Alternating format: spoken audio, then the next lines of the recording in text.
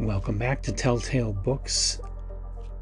I'm Greg, and I'm going to do another video review today of continuing my Robert E. Howard series with his fifth published story titled The Sheik, which was published in his school paper, The Tattler, for March 15th, 1923.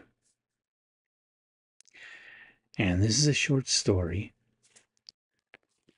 You can find this short story in School Days in the Post Oaks, an excellent book of his very earliest fiction and a lot of other newspaper clippings and other things relating to Robert E. Howard during his last years of high school. Very interesting book. The fiction so far has been interesting, but nothing great.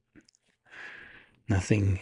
I would only recommend these things to somebody who's a Robert E. Howard diehard, in which case you want to live on the Robert E. Howard Foundation website and you want to become a member for $9.99 a year. You get 10% discounts on books. And they do a lot of publishing of Howard's lesser known works. It's a really great website. And you get some really great books off of that. So this is his fifth short story. It is just a short story published in his high school newspaper. This isn't being published in Weird Tales or Argosy. This is being published in a high school newspaper. Okay. And this one I felt was a little closer to the kinds of stories Robert E. Howard would publish, but still very much an amateur work. The synopsis is that you have a sheik and an Englishwoman who meet, and he wants her, but he's not a gentleman, so he's just trying to grab her and trying to force himself on her, and she hates that. By the end of the story, she's in love with him. Okay, it's your typical enemies to lover, and Howard is not doing this as a serious story. He's making fun of the genre. He's making fun of that style of story and being really satirical here. Okay, and this is funnier than the previous story, which is an attempt at humor, but it's still not that good. It's still very much an amateur work. We're not seeing a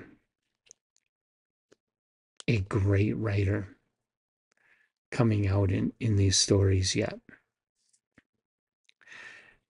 So have you read The Sheik?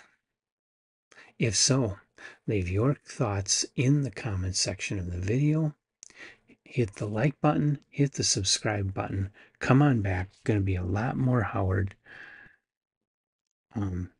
as well as a lot of other authors talked about in the near future and far future, I hope. The next Robert E. Howard story is Under the Great Tiger, which actually was professionally published in the All Around magazine. But it was written with another guy, Tevis Clyde Smith.